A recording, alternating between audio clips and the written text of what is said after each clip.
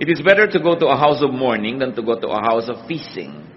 For death is the destiny of every man. The living should take this to heart. Sorrow is better than laughter, because a sad face is good for the heart. The heart of the wise is in the house of mourning, but the heart of fools is in the house of pleasure. It is better to heed a one man's rebuke, a wise man's rebuke, than to listen to the song of fools. Like the crackling of thorns under the pot, so is the laughter of fools. This too is meaningless. In 6 verses, we are given a big load of wisdom. At itong thesis ito ni Solomon, meron sinasabi siyang, this is better than that. It doesn't have to be read as really literally better, but a poetic device to tell us that, well, you think there is something good here? Find something that is also very, very good, even in its opposite. So it's a dramatic way of looking at it and saying that it is better. So then, a good name is better than fine perfume. Tayo mga Pilipino, mahilig magpabango, mahilig maligo, mahilig sa cosmetic industry. Sabi, but a good name is better than that. At yun daw araw ng kamatayan, mabuti pa kuminsan sa araw ng kapanganakan. Parang ito yung mga pagbaligtad sa mga dati na nating inaakala o pinaniniwalaan, hindi para talaga baligtarin ito, kundi para ipakita sa atin na maging yung kabaligtaran ng akala natin maganda, may kagandahan pa rin. Mas mainam pa daw na pumunta sa mga bahay ng pagluluksa, sa mga lamayan, sa mga namatayan, kaysa sa pumunta sa mga party.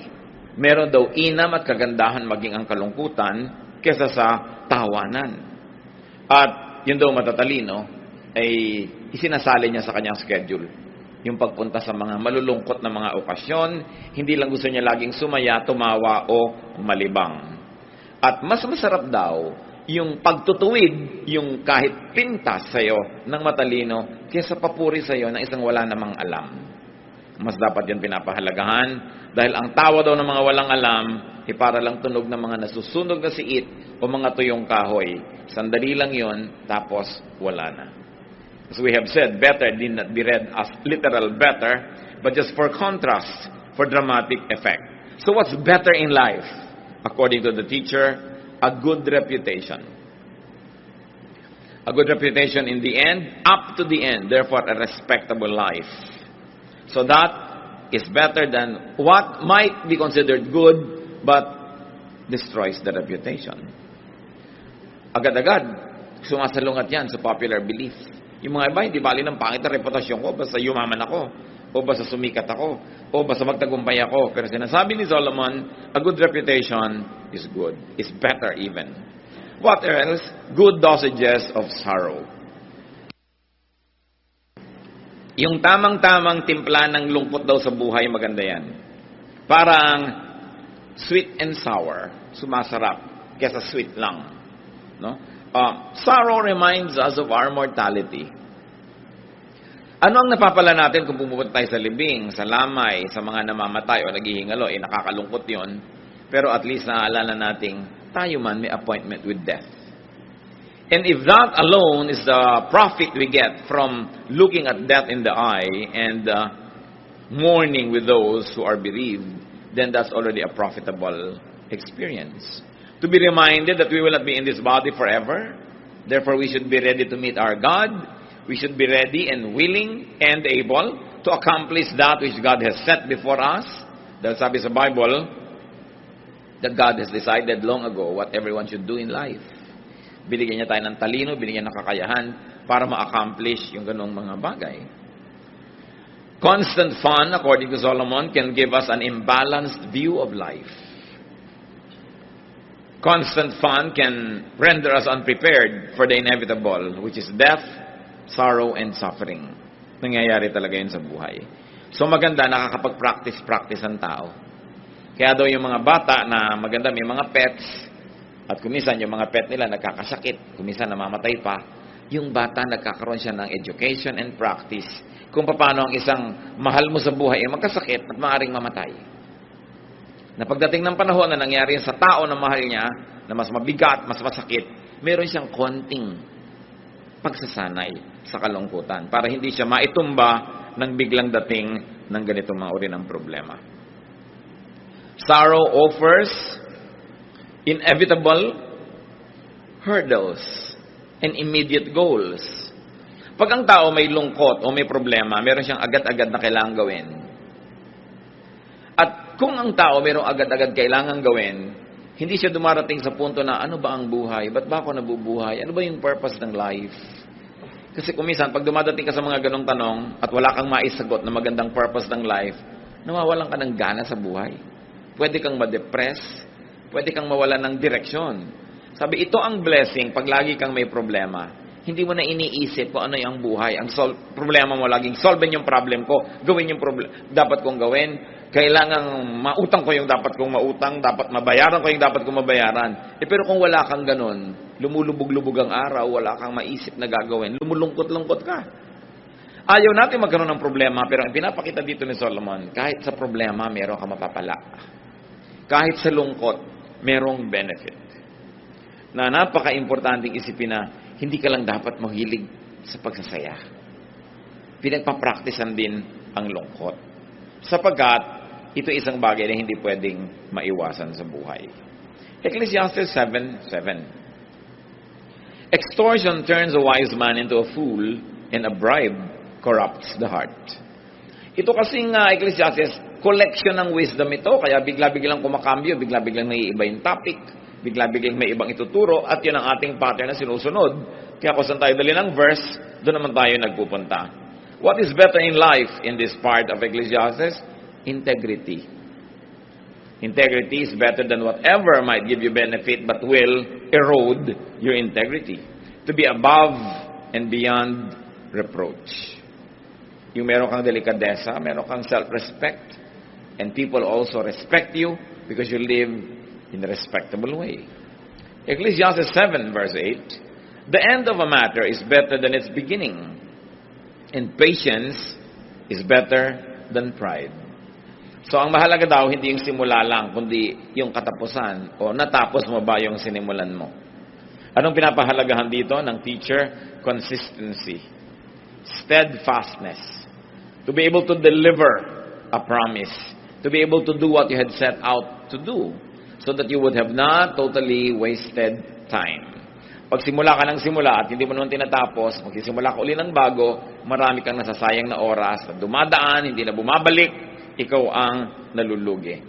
So what is important here is to complete what has begun. At kung hindi natin kayang simulan, tapusin, wag nating simulan. Kakambal siyempre nito, itinuturo sa atin ni Solomon, magplano ka. Kung may project ka, tingnan mo yung costing, kaya mo bang tapusin? Kung hindi mo kayang tapusin, huwag mo simulan. Meron ka bang energy hanggang matapos yan? O baka naman, sandali lang yung energy mo, bukas wala na. Consider all of that. Because many people waste time, talent, and treasure beginning many things and not finishing them. Another thing that's better in life, Ecclesiastes 7:9, do not be quickly provoked in your spirit, for anger resides in the lap of fools. So not being quickly provoked to anger is better than being provoked. That's what he's trying to say. So what is better here? Calm, serenity, payapa, tahimik ka, mahinahon. That you are unruffled. You're like a quiet pond without blemish on its face. At kasama doon siyempre is forgiving, understanding, and ignoring an offense or forgiving offenders. Sabi niya, anger resides in the lap of fools. Yan ay inaalagaan lang, pinapatagal, kinikimkim ng hindi matalino. Yung galit. Kasi yung galit, sinisira ka, at lalo naman yung taong kinakagalitan mo, yun ay maaari mong masira. At sa pagsira mo sa kanya, hindi ka rin madamage. Kaya ang matalinong tao daw, hindi na niya hinahayaang magalit siya agad. Kung magagalitin kayo 5 years ago, pwedeng ma-excuse yun. Pero kung hanggang ngayon, magagalitin pa rin kayo, boring na yun. Dapat, kumukonti na lang ang nakakapagpagalit sa'yo. Na magandang goal sa buhay, this year, babawasan ko pa ang pwedeng gumalit sa akin. Kasi yung taong napakadaling magalit, hindi ka lang napansin, galit ka na. Hindi ka na-invite, galit ka na. May nag-cut sa'yo sa traffic, galit ka na. Kita yung mga nangyayaring gulo sa mga taong umiinit ang ulo at sinusunod nila yung init nila ng ulo. Matagal lang lumamig yung ulo nila, may problema pa na dala-dala dahil sa naging bunga ng init ng ulo. What else is better daw? Not holding a grudge. Huwag kang nagtatanim ng sama ng loob. Hindi yun mabuti sa'yo, sa kalusugan mo, sa espiritu mo, sa iyong emosyon, at hindi rin mabuti sa iyong pakikipagkapwa-tao. Ecclesiastes 7:10, do not say, why were the old days better than this? For it is not wise to ask such questions. Ganyan lang ang mga tao, lagi nilang the good old days, the good old days. Nung araw, mabuti pa nung araw, mabuti pa nung araw. Hindi naman totoo yun eh. Nung araw walang cellphone. No? Ang hirap tumawag. Lalo kung taga-baryo ka nun. Ka-tricycle ka pa patungo sa bayan, pipila ka pa sa RCPI. Ang dami-dami ninyo. Bibigay mo yung tatawagan mo sa operator, tapos tatawagin ka, papasok ka doon sa parang aparador na booth. Nadidinig ka naman actually nung lahat ng tao doon. Ano? Tapos, mamaya may nalimutan ka, pila ka na naman. Bago ka makatawag. Nung araw, kahit may telepono ka, may party line ka pa. Tapos walang dayan doon. Ngayon, kahit ka nasa banyo, nagsiselfone ng tao. Napakaraming madali. Natatandaan nyo ba nung araw, pag tinuturo kayo ng dentista, hanggang daliri nyo ang taba ng karayom, ang sakit. Ngayon, meron pang pre-anesthesia, anesthesia. Ang ginawa ng buhay. Mga tao ngayon, bumibili pa ng mga mineral water. Walang ganyang gastos nung araw. So, ibig sabihin, may ginagastos. No?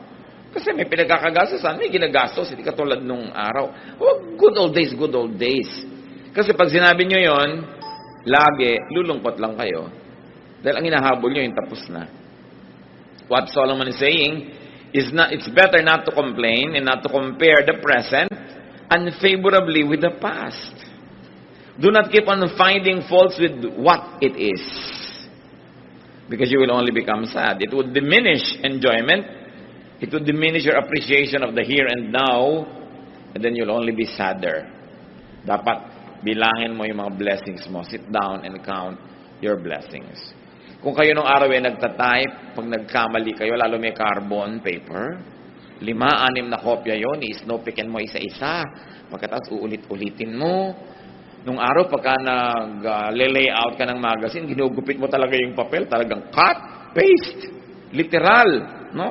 Ang dali-dali ng buhay ngayon, maraming comforts. At saka sobrang nade-democratize. The comforts you have, for instance, in texting, kahit kabalot vendor, not even the Caesars of Rome had them. No? At kumisan, kung nakaka-afford ka kahit konting air conditioning, not even the emperors of Rome or the pharaohs of Egypt were able to air condition their bedroom. Maraming dapat ipagpasalamat ang tao. Ngayon, yung may nalulun ka na kung ano, nung araw, iintay mo na lang mamatay ka. Ngayon, opera ka, natatanggal yung nilulun mo. Kaya nung araw, matagal ang yung naghihingalo. Yung mga lola ko, naghihingalo. 3, 4, 5 days. Yan ang kwento ng mga tao. Paano? Talaga inaantay nung may sakit na mamatay siya. Pero ngayon, ginagawan mo yan ng paraan. Sabi ni Solomon, don't always say the good old days were better. Nababawasan ang appreciation mo sa improvement ng humanidad at sa blessing ng tao sa ating kabihasnan, sa blessing ng Diyos sa tao. Ecclesiastes 7:11-12, wisdom, like an inheritance, is a good thing and benefits those who see the sun. Wisdom is a shelter as money is a shelter.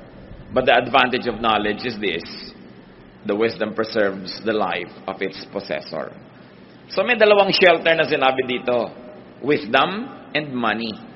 Hindi sinasabing walang kwentang shelter ang money. Maraming nagagawa ang money, so you make a lot of money. Ngayon, kung ayaw niyong itago, ibigay niyo sa akin. O ibigay niyo sa mga mahal niyo sa buhay. But produce wealth. Because money is a shelter. So niya, advantage yan. Pero alam niyo, mas advantageous ang wisdom. Because wisdom preserves life. It is possible that money can actually destroy life. Alam niyo yung mga biglang tumatama sa mga loto, mga biglang nagkakapera, kung minsan napapahamak. Wala silang practice yumaman eh. Pero ang dami nilang practice humirap. No? Kaya mas hiyang sa kanila kahirapan. Mas magsusurvive sila na mahirap kaysa mayaman. Maraming mga tao hindi nagsusurvive na sikat. Pero nung hindi sikat, buhay sila.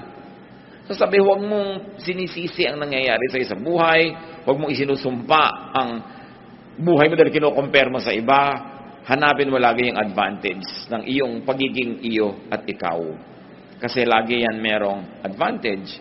Kuminsan yung mabuti pa yung naglalakad na walang pera, hindi na hold up, hindi na sasaksak. Kung ikaw may pera, na-hold up ka pa. Kaya sabi, wisdom preserves the life of its possessor more than money. But of course, money also does preserve and prolong life.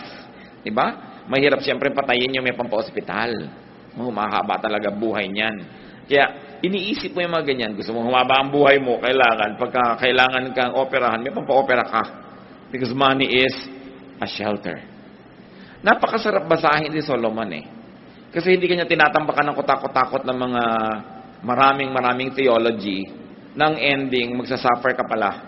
Siya pinapawalan kanya sa mga pagdurusa, tinakalaga niya yung gapos mo, niluluwagan niya yung mga tali para yung buhay mo mas guminhawa. So what is better here according to him? Wisdom over money. But it doesn't mean that money is bad. The love of money is what is evil, not money itself. Ecclesiastes 7:13. Consider what God has done. Who can straighten what He has made crooked? Hinahanap ni Solomon at ipinapakita sa atin yung mga kamalian natin, kaya nababawasan ang saya sa buhay. At iminumulat niya yung ating mata para dumami ang dapat natin ikasiya. At isa daw dito is the appreciation of the unchangeable. That's what's better in life, rather than always rejecting and trying to change the unchangeable. Ang sinabi niya, who can straighten what He has made crooked? Kung ano daw ba ang niliko ng Diyos, pwede mong ituwid? O ang kanyang itinuwid, pwede mong iliko? Hindi. So, ang taong sasaya sa buhay, yung itinutuwid, yung pwedeng ituwid, at tinatanggap na lang na liko, yung liko talaga. Lalo, hindi mo kayang baguhin. Hindi mo kayang baguhin, for instance, yung aptitude ng tao, yung talent niya, yung hilig niya, talaga doon siya naka-incline. Kesa lagi kayo nagtutunggali, lagi na lang kayo na nagkakaroon ng struggle, accept. When applied to human relationships, this means to accept and even enjoy people's unchangeable traits. We try. Kung meron tayong mga pangit na ugali, gusto nating improve yan. At sikap tayo ng sikap. Pero mas luluwag ang buhay kung ikaw mismo, pag-aaralan mo ang tanggapin kaysa baguhin ang iyong kapwa. Kung gusto mong baguhin ang sarili mo, baguhin mo kasi sarili mo naman yung kausap mo. Willing ka sigurong makipag-usap sa sarili mo na magbago tayo kung kinakausap mo yung sarili mo. Yung iba na gusto mong baguhin. Marami pong mag-asawa, hindi sila nagiging masaya together kasi parehong gusto mo ipalitan siya, ibahin siya. Paano siya maiiba? Sabi nga sa Bible, can a leopard change its spots? Well, we do not discount the possibility of a miracle, but a miracle is more of the exception rather than the rule. Kaya kung yung mahal mo sa buhay, anak mo, kapatid mo, asawa mo, mayroong mga ugali, may mga katangian na sa tingin mo ay kapintasan, mas sasaya ka kung pag-aaralan mo yun at tanggapin. Kung meron kang gustong baguhin, ang baguhin mo yung attitude mo. Kasi meron kang control doon, but you have no control over other people. Of course, if those people will also change themselves with God's help, then it becomes a lot easier. But you changing somebody else, it's going to be a struggle. Somebody will always win and somebody will always lose. And you know what losers do? They get out of your life or they kick you out of their life. Kasi they always lose. Kaya kung gusto nyo matagal na magkasama ng mga minamahal mo sa buhay, yung walang patakarang pagtanggap, mahalagang pag-aralan. Kasi sabi ni Solomon, consider what God has done. Ibig sabihin, Diyos ang lumikha sa tao So pati yung ayaw mo sa Kanya, ang totoo nun, dapat nasa design niya yon o nasa inclination niya yon. Kung yun ay hindi talaga maganda, dapat pagsikapan niya. Pero ikaw, kahit anong gawin mo, hindi mo siya mababago. Magkakaroon lang kayo ng hidwaan. So a powerful source of happiness here is not having people the way you want them, but a good attitude. That you take people for what they are. Ecclesiastes 7:14, when times are good, be happy. But when times are bad, consider, God has made the one as well as the other. Therefore, a man cannot discover anything about his future. Kung masaya daw ang moment, edi magsaya ka. Ngayon malungkot, edi malungkot ka. Ganun talaga ang buhay. May araw ng lungkot, may araw ng saya. Ang mahirap ito, wala namang dahilan para lumungkot, umiimbento ka ng lungkot. Yun ang miserable. Hindi naman kayo dapat mag-away, nag-aaway kayo dahil lang pareho kayong pagod. Tapos mamaya, pasensya ka na, pagod kasi ako. So pag pagod pala, okay lang mang-away. No? Hindi kailangan, pinapasama mo lang yung sitwasyon. Pag masaya ang okasyon, magsaya ka. Alam nyo kapatid kung bakit? Hindi mo alam kung bukas, lungkot ang darating. Hindi mo alam kung bukas, nasunog pala yung bahay mo. Of course, you don't like that, but it can happen, di ba? Nangyayari. Ngayon, merong party, ayaw mong kumain. Tapos bukas, bigla na lang, may sakit ka sa lalamunan, wala ka talagang makain, nakaswero lang, sisi ka ng sisi, pati hindi ko pa nakain yung pwede kong kainin, nung pwede pa. Kaya kailangan, kung maganda yung panahon, yan, samantalahin mo. Parang sila sa, o umaaraw pala, o di, yan, magpula ka, maglaba ka, maglakad ka, mamasyal ka. Kasi may mga time na bumabagyo, hindi pwede yun eh. Ngayon, yung wala namang bagyo, nagkukulong ka sa bahay. Pagdating ng bagyo ngayon, nagsisisi ka. Ba't ba hindi ako nakalabas-labas nun? Ang practical ni Solomon, ang sarap-sarap niyang kasama. Ang sarap-sarap niyang teacher, buti na lang siya yung the teacher, Ecclesiastes. Ibig sabihin, the teacher. It was derived from that root word. Pag siya yung teacher, hindi kanya puro tinatambakan ng pagdurusa at hirap. No? Sinasabi niya sa inyo, etong gawin mo. At huwag niyong tatawaran si Solomon. Siya ang pinakamatalinong tao. Siya ang binigyan ng Diyos ng superior na katalinuhan, kaya dapat natin siya pakinggan. More than some religious leaders. No? More than some preachers na ang lagi nilang gino-glorify is suffering. Puro na lamang na magdusa ka, magtiis ka, huwag kang kumain, mag-fasting ka. But there's nothing wrong with that. But sabi ni Solomon, for everything there is a season, a time for every matter under heaven. So wise people are to enjoy good times. And they are to ponder bad times. Pag daw malungkot ang panahon, ang dapat mong gawin, magbulay-bulay, mag-isip-isip. Anong iisipin mo? Bakit kaya malungkot? Meron kaya akong pananagutan o kontribusyon sa lungkot na ito? At pag nasabi nating meron, pag-aralan mo, paano ko kaya hindi na ito uulitin para huwag uling magkaroon ng ganitong klase ng lungkot? So, kahit yung lungkot mo, nagkaroon ng lesson. At kung may lesson yon, may benefit kahit yung kalungkutan. Ang mahirap, laging may lungkot pero hindi mo nalalaman kung bakit hindi ka man lang kasi nag-iisip. Nagkakaproblema. Anong benefit? Kung mag-iisip ka, ano ang aking pananagutan? Anong kontribusyon ko? Bakit nagkakaproblema? Ba't lagi kami nag-aaway nitong asawa ko, anak ko, o whoever? Ano ang pananagutan ko? Dapat nating iniisip yon. Then sabi niya, makakabuti sa iyo ang mga araw ng problema at araw ng lungkot because such things make you a better person. So we learn and benefit from them. And what is the important lesson here? That God makes both good and bad times, according to Solomon. Nangyayari yan dahil pinapayagan ng Diyos. May nangyayari na talagang nililikhahan ng Diyos na mangyari.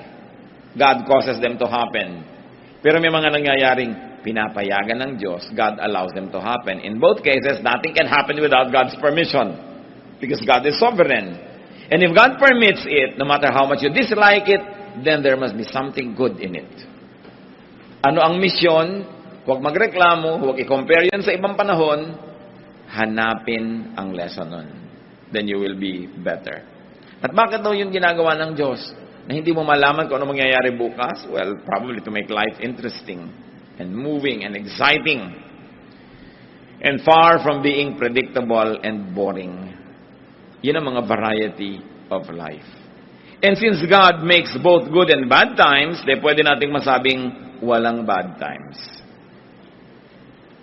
Dahil pwede mong pakinabangan yon, pwede yun magbigay sa'yo ng lakas, pwede yung magbigay sa'yo ng perspective, ng understanding of other people, ng compassion. Therefore, bad times did you good.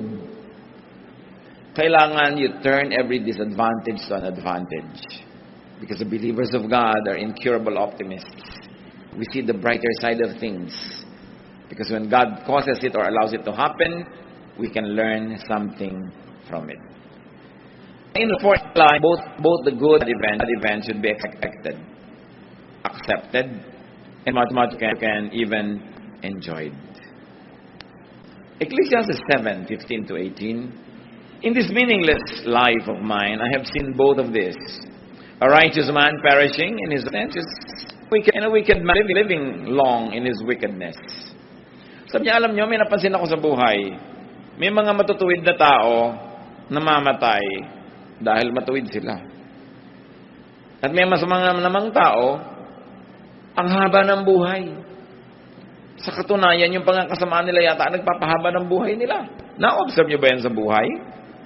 So sabi ni Solomon, verse 16, do not be over-righteous, neither be over-wise. Why destroy yourself? Do not be over-wicked, and do not be a fool. Why die before your time?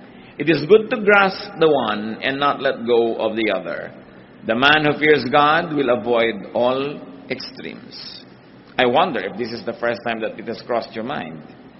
The wisest man on earth, gifted by God with superior and excellent wisdom, says, do not be over-righteous. Okay, magandang banal, pero huwag kang super banal. Sabi niya. Magandang matalino, pero huwag kang super talino. Halos wala ka nang ma-enjoy sa buhay pag ganyan ang ginawa mo.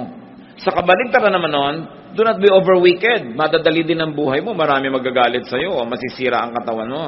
Sabi niya, do not be a fool. Sabi niya, eto ang isang katangian ng tunay na makadiyos. Hindi siya nagiging extremist. Di ba marami mga tao pagka naging religious, overly religious? Ito yung kaharap mo siya, wala kayong pinag-usapan ko di Diyos, Biblia, mga kabanalan. At kung aaminin mo sa sarili mo, ayaw mo na siyang kaharap. Nalakakasan, paana ang topic niya. Meron naman overly wicked, walang pinag-usapan ko di yung mga pinatay niya, o kung ilan ang kulasisi niya, o anong mga kasalanan niya. Hindi rin nakaka-edify. So niya, alam niya, ang tataong totoo, may konti ka nito, may konti ka nun. Talagang nadadapa ka, tumatayo ka, meron kang konting kabutihan, may konti ka rin kasamaan, part ng pagkatao mo yon. Sabi niya, ang sino man natatanggapin na ganyan, talaga ang totoo, ikaw lang ang magkakaroon ng peace with life. Na hindi mo ina-expect ang mga tao to be perfect. No? At ang kabaligtaran niyan, because nobody could be perfectly good, nobody is also perfectly evil. Hindi mo pwedeng ibuntun sa isang tao lahat ng kasalanan at lahat ng pagsisi. May mabuti rin dyan. Alam niyo, yung kuminsan yan ang hindi maganda sa mga pelikula, yung may bida at kontrabida. Talagang yung bida, saksakan ng bait. Tapos yung kontrabida, saksakan ng sama. Sa totoong buhay, walang ganon. Inside everybody, there's some bad and there's some good. And what God likes us is to develop the good. So that it becomes better. And to develop the bad so that it becomes good. But this is one thing with God. Saan ka man niya abutan, nandun ka sa good, sa better, sa best, sa bad, sa worst, mahal ka pa rin niya. And God is great at restoring people. Kung ang taas-taas ng espiritualidad mo, mahal-mahal ka ng Diyos, bumagsak ka, nandito ka, magdasal ka sa Kanya, lumapit ka, andito pa rin siya. Nasamahan ka niya, aakayin ka niya uli, umakyat. Kahit saan ka naroon, abot ka ng Diyos. Kaya dapat ganoon din ang attitude natin sa mga tao. Kahit masila naroon, inaabot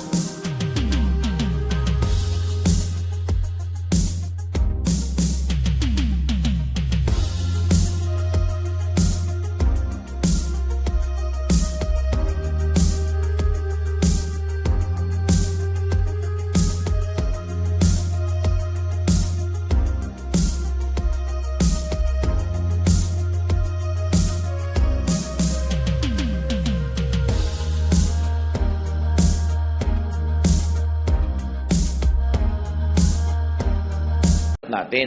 Kung ano man ang level ng kanilang spiritualidad, ng mga religiosity, intellect, we reach out to them because that's the example given to us by God. Huwag tayo maging overly good. Meron kasing judgmentalism that goes with exaggerated goodness. That you no longer are able to tolerate those who are not as good as you. Kaya ang nangyayari nun, nagiging bad ka na rin because judgmentalism, self-righteousness are both considered to be bad attitudes and behavior. Ano pa mga ironies po ang na-observe ng teacher? Tulad ng binanggit natin, that good people could die in spite of and sometimes because of their righteousness. Nakikita yung mga sineselebrate nating heroes.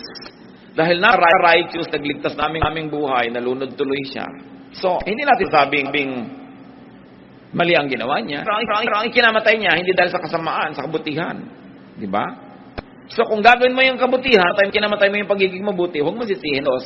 Kasi wala siyang ipinangako na pag gumagawa ka ng mabuti, lalo kang mapapabuti. Kumisan nga, napasama pa yung kalagayan mo dahil gumawa ka ng mabuti. Nakita niyo sa ating pamahalaan, yung nagbibisto ng mga korap, sila nakukulong. Hindi natin sasabing maling ginagawa niya, pero pag gumagawa ka ng mabuti, don't expect na laging magiging mabuti ang bunga. Tapos yung mga gumagawa ng masama, yumaman, nagkaroon ng ganito, nagkaroon ng ganyan, nagsinungaling, nagbribe ng huwes, nakalaya. Sabi, hindi lahat ng gumagawa rin ng mali, napaparusahan. Ano ang ibig sabihin dito, Solomon? Huwag niyong hanapin ang hustisya ng Diyos na makita niyo buong buo dito sa buhay na ito, this side of eternity. That's why the Bible is full of teachings about God's justice, especially in eternity. That God keeps account of what everyone does. So that if human justice fails, there is divine justice that will never fail. Tatandaan natin na nung nilikha ng Diyos ang tao, ibinig niya kay Adan at kay Eva ang management of creation. So dapat ang creation, ang mga creatures, ang mga hayop, ang kalikasan, at maging ang mga kapwa-tao, dapat i-manage mo mabuti the way God would manage if He was the manager Himself. Pero dahil lumayo ang tao sa kabutihan, kaluwalhatian ng Diyos, kaya maraming imperfections, maraming injustices. Hindi yun kasalanan ng Diyos. Pero alam natin, itutuwid yun ng Diyos. Kung hindi man yan, maituwid lahat is part of life in the next. At yan ang pinanghahawakan natin na katarungan ng Diyos. Kaya ang ganda ng Tagalog sa gobyerno, pamahalaan. Alam niyo yung root word ng pamamahalaan is pamamahala or pagiging bahala. At pinaniniwalaan ng maraming scholar na ito'y nagbumula yung bahala sa word na bathala. So ano yung pamahalaan? Yun ang pag-manage ng kalikasan, ng kapwa-tao, ng lakas, ng kayamanan, the way bathala himself would if he was governing. Kaya ang linis ng word pamahalaan, which is pamathalaan, pamamahala, hindi lang basta gobyerno, which is of course a Spanish word. Ang ganda ng pinagmumulan that governance must come from divine will and must be under and put under divine control. Ngayon may corruption kasi hindi yun ang ginagawa ng mga tao. So sa biglang tingin, parang yung mga unrighteous are rewarded. Okay, magulat. Nangyayari talaga yun sa mundo. Pero sabi, hindi naman lagi magiging ganyan. You will see all over the Bible that the justice of the Lord will never fail. That it will prevail. What's important is, when you face your divine God and judge, that you will pass the test. Totoo naman bad people can enjoy long lives. May kasabihan nga tayo, masamang damo, mahaba ang buhay. Totoo naman yung masamang damo, binubunot mo na, buhay na naman bukas. Bakit yung gulay, matapakan mo lang, patay? Ibig sabihin, pati ang kabutihan sa ating kapwa, dapat nating alagaan. Halimbawa, merong mabuting tao, huwag mo siyang pagsamantalahan. Kasi baka yung kabutihan niya, mapatay mo, madala siya, maging masama na rin siya. Ang daming ganun mabuti pero nadala, sumamatuloy. Therefore, dapat inaalagaan natin yung mabuti. Kasi yung mabuti, sensitive. Madali siyang mag-perish. Dito sa present world na wicked. Kaya kung may nakikita ka mabuting ugali ng isang tao, mahalin mo yun, inorish mo. May mapagbigay, bigyan mo rin siya. Hindi yung tanggap ka lang ng tanggap. Dahil mamaya makakahalata rin yan. So, mawawala na yung pagiging mapagbigay niya. Marami mga tao, sa first love, di ba bigay na bigay? Ang pag-ibig, ang pagsinta, katapatan, lahat-lahat. Pero nung nasaktan, 1, 2, 3 times, ayaw na. Siya na yung nananakit, gumaganti na. Kaya dapat inaalagaan natin yung mabuti. Pag nakita mo, ang buti ng kapatid ko na ito, hindi ko siya aabusuhin. Ang bait-bait ng taong ito, susuklian ko rin ang kabaitan. Kasi pag ginawa natin yun, dadami yung kabaitan, dadami yung mabait. Pero, uy, alam mo, madaling utuin yan, utangan mo. Ano, isa mo, madali yan, konti lang bola-bola. Pag ginanon mo, akala nyo ba, after 3 or 4 or 5, that's makakahalata rin yun. Mamaya, magiging maramot na rin. So, nasira natin kung ano yung mabuti. Dapat nating inaalagaan ang mabuti para dumami yon. So, ano ang advice ng teacher sa mga sobra, mga extremist? Don't self-destruct with excessive goodness, even badness, or foolishness. In other words, don't self-destruct with extreme behavior. Be moderate. Avoid extremes, even extreme goodness. Ecclesiastes 7:19, wisdom makes one wise more than powerful, and a wise man more powerful than 10 rulers in a city. So here, wisdom is equated with strength. And verse 20, there is not a righteous man on earth who does what is right and never sins. Bago pa sinabi sa book of Romans that everyone has sinned and falls short of the glory of God, sinabi na ni Solomon, wala naman talagang kahit mabait at mabuting tao na hindi nagkakamali. Anong application, kapatid? Meron kayong mahal sa buhay na generally mabuti, tapos nagkamali, patawarin. I-restore, turuan, pero huwag ipagdiinan, tapakan, kalimutan, kasi wala naman talagang perfectly righteous. Sobra naman na paghanapan natin ang ating kapwa ng perfection. Kahit sino siya, kahit ano siya. Sometimes we over-idealize our mothers. So hindi natin iniisip na pwede silang magkamali. We over-idealize our fathers or our religious leaders or our teachers. Hindi natin sila binibigyan ng space to be human. That is cruel. Kasi ang tao, kahit gaano kaganda ng performance niya, meron din yan na moments na hindi ganang level lang galing-galing. May moments na siya yung mahina. So dapat natin siyang ganang puwang. This implies that people should not try too hard to be over-righteous. Yung talaga ba, walang-wala sa masa mo. Kahit pa nga, hanggang antok ka na, pilit mo kami mag-pray. Maga-maga ka na nakaka-amen, nakakatulugan mo, no? Ubod ng habang prayer dahil magdamag. Pagising, amen. Pero yung pala, hindi naman talaga pray.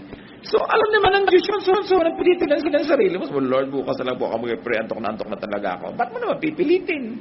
Sabi, may ganun talaga. Ngayon, kailan ka magpe-pray ng talagang thorough, mahaba? Di yung nung nasa mood ka, yung ganado ka talaga, may conviction ka. Kasi iba-iba naman yung klima everyday.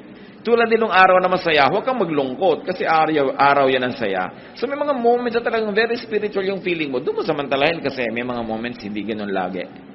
So doon sa mga moments na nagsasaya ka, nagdadasal ka, ang ganda ng fellowship mo sa Lord, parang bangko, nakakapag-deposit ka. Dumadating yung time na tigang ka sa espiritu, may mai-withdraw ka man lang dahil may pinagbubunutan ka ng goodwill between you and God. So respect the times and the seasons. People should accept other people's imperfections. Don't expect too much from yourself and from others. In other words, relax. Sabi nga nila sa Hawaii, hang loose. You know, relax ka lang. Huwag ka masyadong serious sa buhay kasi hindi naman laging nakakasolve ng problema yung pagiging serious. Kadalasan nagdadagdag pa yan. Ecclesiastes 7:21-22, do not pay attention to every word people say, or you may hear your servant cursing you. For you know in your heart that many times you yourself have cursed others. May mga kilala po akong tao, very sensitive. Pag may nadidig na silang pintas o comment tungkol sa kanila, talagang dinaramdam. Pero dapat huwag tayo maging ganon. Sabi ni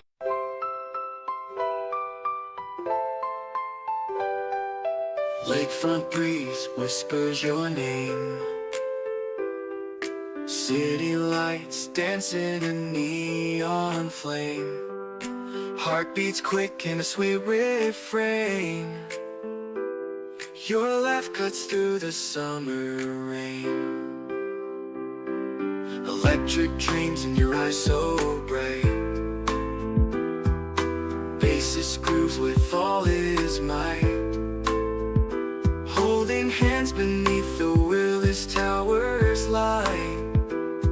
This windy city feels just right. The Navy Pier Ferris wheel spins above as the music takes control, whispers of love. Oh darling, this magic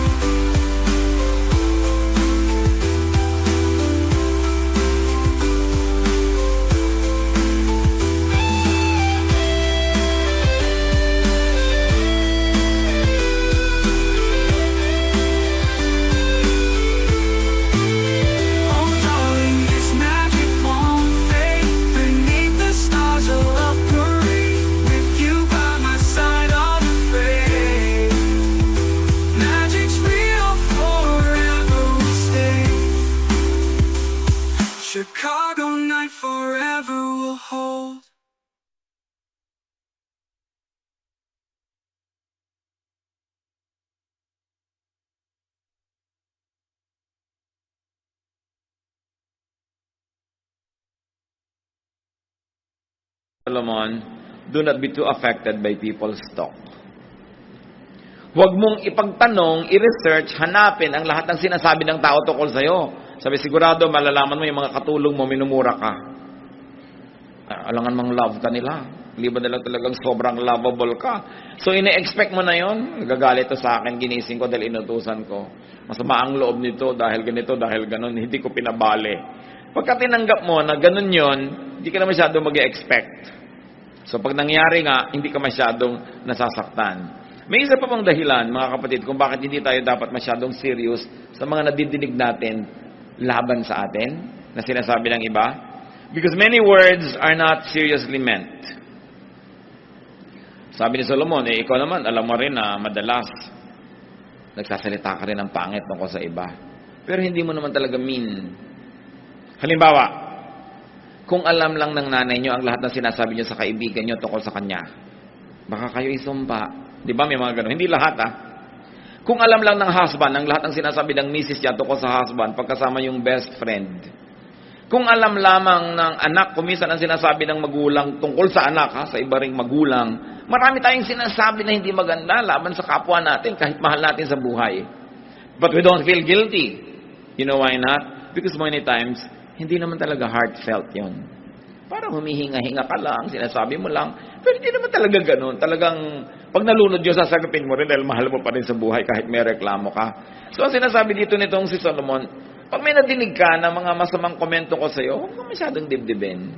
Sabihin mo, of course, naturally, siyempre hindi ako perfect, may maipipinta sila. At saka siyempre, hindi sila perfect, namiminta sila. Pag ganun ang attitude mo, hindi ka lagi nakaramdam. Dahil, ang totoo, marami talagang nasabi ang kapwa tungkol sa atin. Marami yun.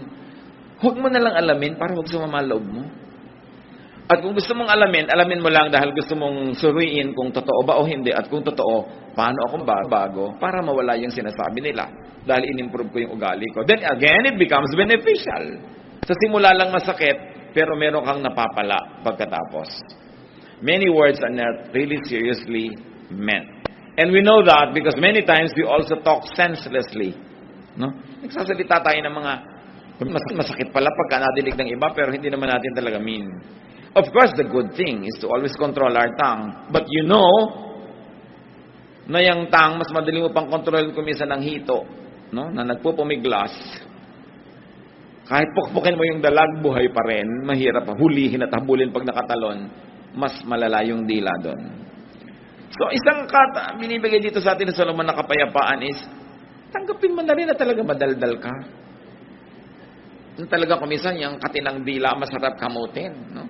Yung masarap magchismis. Kasi kung lagi kang, masama ang ginagawa ko, pero lagi mo lang ginagawa, nahahati ka masyado, naguguluhan ka. Pero pag sabi mo, it's part of my imperfection. I will do my best, by God's grace. Pero kung sakaling nangyari na uli, ayan na naman ako, may human nature. Hindi tayo tinuturoan ni Solomon na maging pabaya sa high moral standards. Hindi niya tayo tinuturoan na maging konsentidor sa mga sarili natin pagkakataon. Tinuturo lang niya sa atin, tao ka, tanggapin mo na tao ka. Tinatanggap ka ng Diyos na tao ka. Pero hindi ibig sabihin, kinuktin ng Diyos na laging ganyan ka na lang. Mag-improve ka. Pero kung hindi ka pa nag-i-improve, keep improving, pero be at peace with yourself. It also follows that you must be at peace with others. And where is peace premise? Acceptance of what is true about you and what is true about others. And the moment you accept what is ugly but truthful about yourself, the more you will love God because God loves you in spite of. And the more you will appreciate God because God never gives up on us. Pero wag ka na lagi nakikipagtunggali sa sarili. Yung pagmamahal at pagtanggap sa sarili is also an act of godliness. Why? Because God created you. Kung minsan nakala mo kapintasan yun, pero sa tingin ng Diyos hindi pala. Kailangan mahanap mo kung ano yung strength ng what you might perceive to be a weakness. Verses 23 to 25. All this I tested by wisdom, and I said, I am determined to be wise, but this was beyond me. Whatever wisdom may be, it is far off and most profound. Who can discover it? So I turned my mind to understand, to investigate and search out wisdom in the scheme of things, and to understand the stupidity of wickedness and the madness of folly. So the teacher tried to study and make sense of life. Did he find any sense? Verses 26 to 29. So I find more bitter than death the woman who is a snare, whose heart is a trap, and whose hands are chains. Yung mga nagbabasa nito, lalo yung sexist naman ni Solomon. The man who pleases God will escape her, but the sinner, she will ensnare. Look, says the teacher, this is what I have discovered. Adding one thing to another to discover the scheme of things. While I was still searching but not finding, I found one upright man among 1,000, but not one upright woman among them all. This only have I found. God made mankind upright, but men have gone in search of many schemes. Maraming mga babaeng naguguluhan dito, at mga lalaki rin naman. But sinabi ni Solomon, first of all, read this as it is. Do not fault Solomon or apologize for him. He is a product of his time. No? May mga context talaga ang paningin nila nun sa mga gender. But, I have a suggestion on how to read bad woman. Sabi niya, ang pinakamalalang mangyari ay yung meron ka maengkwentrong bad woman. Sabi niya, yung bad woman, wala kang pag-asa. Pagkaya nang dumating sa iyong buhay. Sabi niya, talo ka, sira ka. I propose it to be read this way. That Solomon being a man, for him a man means one's strength. But for him, a woman is probably one's weakness. Weakness si Solomon, women eh. Alam niya naman ba? Diba? Buli-bulibo yung mga asawa. Ang dami talaga. Yun ang weakness niya. At sinasabi maraming mga propeta ng kanyang panahon naging dahilan ng pagbababa ng kanyang status with God. So pag sinasabi niyang yung woman ang curse sa buhay, yan ang problema. He could mean that one's weakness is trapped. Like a woman trapped to a man whose weakness is a woman. That one's weakness, whatever that is, a man, a woman, a child, vice, drugs, one's weakness is a trap. And one's weakness must be avoided and would be avoided only by strict obedience to God. May weakness kasi Solomon, women. In matters not concerned with man's weakness, there is a possibility of goodness, of success, and godliness. But it is impossible to be good when one submits to his weaknesses. Kasi sabi niya, a good man you can find, but a woman you cannot find any. And I was reading it that way, and I said, it does not violate sound interpretation. Because a wise man like Solomon cannot possibly say na walang mabuting babae ni isa sa mundo. It could be a poetic way of comparing two things. People's weaknesses and desires twist their minds. Like a woman can twist the mind of a man na sobrang weakness yung woman na yun. So what is good? What is better? Continue to read Ecclesiastes. And it's nice to read alone. Ang ganda-ganda po pag bulay-bulayan yung Ecclesiastes. Really, it's my favorite book.